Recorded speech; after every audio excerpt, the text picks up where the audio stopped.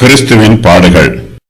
இயேசு எருசலேமுக்கு போகும்போது வழியிலே 12 சீஷரையும் தனியே அழைத்து, இதோ எருசலேமுக்கு போகிறோம். மனுஷகுமாரன் பிரதான ஆசாரியரிடத்திலும் வேதபாரகரிடத்திலும் ஒப்புக் கொடுக்கப்படுவார். அவர்கள் அவரை மரண ஆக்கினைக்குள்ளாக தீர்த்து அவரை பரியாசம் பண்ணவும், வாரினால் அடிக்கவும், சிலுவையில் அறையவும் புறஜாதியாரிடத்தில் ஒப்புக் கொடுப்பார்கள். ஆகிலும் 3ஆம் நாளிலே அவர் உயிரோடே எழுந்திருப்பார் என்றார்.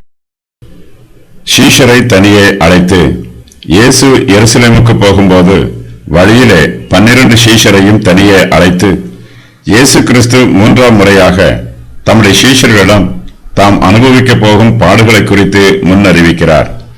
எல்லோருக்கும் முன்பாக தம்முடைய பாடுகளை பற்றி இயேசு கிறிஸ்து வெளிப்படுத்தவில்லை. தம்முடைய 12 சீஷர்களையும் வழியிலே தனியே அழைத்து இந்த சத்தியத்தை வெளிப்படுத்துகிறார். சீஷர்கள் இயேசு கிறிஸ்துவின் சிநேகிதர்களாக இருக்கிறார்கள். ஆகையினால் அவர் தம்முடைய ரகசியத்தை அவர்களுக்கு வெளிப்படுத்துகிறார். தற்போது தாம் பாடுகளை அனுபவிக்கப் போகும் ரகசியத்தை சீஷர்களுக்கு வெளிப்படுத்தினால் அதை அவர்களால் தாங்கிக் கொள்ள முடியும் என்று இயேசுவுக்கு தெரியும். தம்முடைய பாடுகளை இயேசு கிறிஸ்து சீஷர்களுக்கு முன்னறிவித்து எச்சரிக்க விரும்புகிறார். இதனால் அவர்கள் பாடுகளை சந்திக்க ஆயத்தமாக இருப்பார்கள். எல்லோருக்கும் முன்பாக இந்த ரகசியத்தை இயேசு கிறிஸ்து வெளிப்படுத்த விரும்பவில்லை. எல்லோரும் இந்த ரகசியத்தை தாங்கிக் கொள்ளும் அளவிற்கு வலிமை அடையவில்லை. இயேசு கிறிஸ்துவை பற்றி திரளான ஜனங்கள் சில காரியங்களை விசுவாசிக்கிறார்கள். அவர்களுடைய விசுவாசம் மெய்யானது. அவர்களால் இயேசு கிறிஸ்துவின் சிலுவை மரணத்தை தாங்க முடியாது. இந்த சமயத்தில் அதை கேள்விப்பட்டால் ஒருவேளை அவர்கள் இயேசு கிறிஸ்துவை விட்டு விலகி போய்விடலாம். இவை எல்லாவற்றையும் எதிர்பார்த்துதான் இயேசு கிறிஸ்து தமது பாடுகளை குறித்து திரளான ஜனங்களிடம் வெளிப்படுத்தாமல் தம்முடைய சீஷர்களை தனியே அழைத்து அவர்களுக்கு மாத்திரம் வெளிப்படுத்துகிறார். ஒரு சிலர் இயேசு கிறிஸ்துவின் மீது பக்தி வைராக்கியமாக இருப்பார்கள். அவரை துன்புறுத்தும் பிரதான ஆசாரியரை தாக்குவதற்கு தங்கள் கரங்களில் ஆயுதங்களை எடுத்துக் கொள்வார்கள்.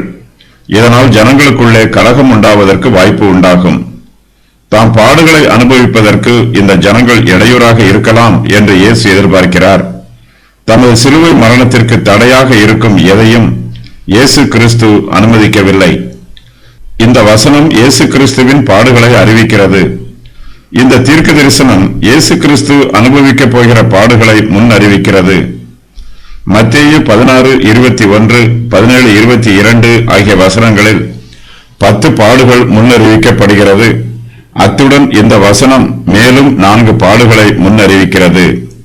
அவர் புறஜாதியாரிடத்தில் ஒப்புக் கொடுக்கப்படுவார். அவரை பரியாசம் பண்ணுவார்கள். அவரை வாரினால் அடிப்பார்கள். அவரை சிலுவையில் அறைவார்கள். இயேசு கிறிஸ்து பல பாடுகளை அனுபவித்து சிலுவையில் மரித்தார். இயேசு கிறிஸ்துவின் இரத்த பழி யூதர்களின் மீதும் புறஜாதியார் மீதும் வரும். மரண ஆக்கினை. இதோ எருசலேமுக்கு போகிறோம். மனுஷகுமாரன் பிரதான ஆசாரியரிடத்திலும் வேதபாரகரிடத்திலும் ஒப்புக் கொடுக்கப்படுவார்.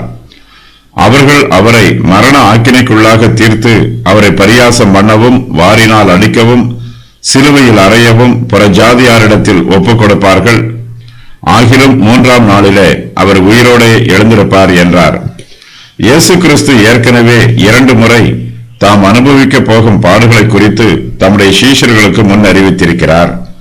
தமக்கு முன்பாக தாம் அனுபவிக்கப் போகும் பாடுகள் இயேசு கிறிஸ்துவின் உள்ளத்தில் இருக்கிறது.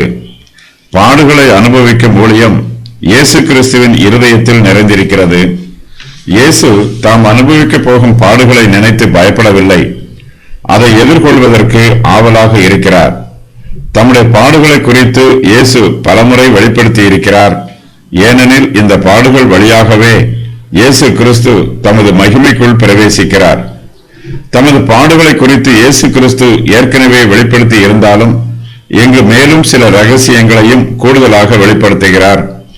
தாம் பல பாடுகள் பட்டு கொலையுண்ணப்பட வேண்டும் என்பது இயேசு கிறிஸ்து ஏற்கனவே வெளிப்படுத்திய ரகசியமாகும்.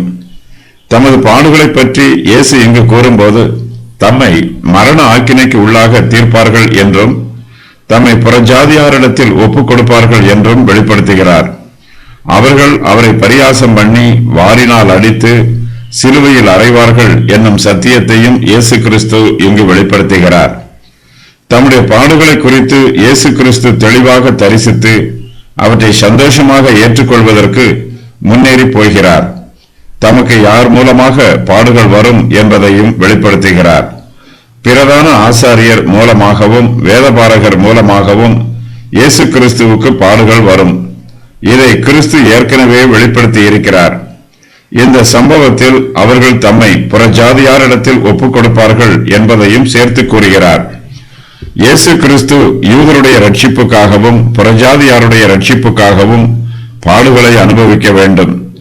இயேசு கிறிஸ்துவை கொலை பண்ணுவதில் யூதருடைய கைகளும் புறஜாதியாருடைய கைகளும் இணைந்து செயல்படுகிறது. இயேசு கிறிஸ்து தமது சிலுவையினாலே இவ்விரு திறத்தாரையும் ஒரே சரீரமாக தேவனுக்கு ஒப்புரவாக்கினார். தமது பாடுகளை பற்றி இயேசு கிறிஸ்து வெளிப்படுத்திய போது தமது உயிர்த்தெழுதலை குறித்தும் மகிமையை குறித்தும் கூறுகிறார். இயேசு கிறிஸ்து 3ஆம் நாளிலே உயிரோடு எழுந்திருப்பார். தம்முடைய பாடுகள் மத்தியிலும் இயேசு கிறிஸ்து தாம் உயிர்த்தெழப் போவதை நினைத்து உற்சாகம் அடைகிறார். தமது பாடுகளை எதிர்கொள்வதற்கு சந்தோஷமாக முன்னேறி செல்கிறார். தமக்கு முன்பாக வைக்கப்பட்டிருக்கும் சிலுவையை சந்தோஷமாக தாங்கிக் கொள்கிறார். மரித்த பின்பு தாம் உயிரோடு எழும்ப போவது இயேசு கிறிஸ்துவுக்கு ஏற்கனவே தெரியும். அவர் விரைவாக உயிர்த்தெழுவார். மரித்து 3ஆம் நாளிலேயே உயிர்த்தெழுந்து விடுவார். இயேசு கிறிஸ்துவின் சிலுவை மரணத்திற்கு வெகுமதி காலதாமதம் இல்லாமல் விரைவாகவே கொடுக்கப்படும். இயேசு கிறிஸ்துவின் உயிர்த்தெழுதலை பற்றிய சத்தியம் சீஷர்களுக்கு உற்சாகமாக இருக்கிறது. தற்காலத்தில் நமக்கு பல பாடுகள் வந்தாலும் நமது நித்திய ஜீவனை நினைத்து இவை எல்லாவற்றையும் சகித்து தாங்கிக் கொள்ள வேண்டும். இப்போதுள்ள பாடுகள் விரைவில் மறைந்து போகும். நித்திய மகிமையை நினைக்கும் போது நாம் அனுபவிக்கும் பாடுகள் எல்லாம் நமக்கு லகுவாக இருக்கும்.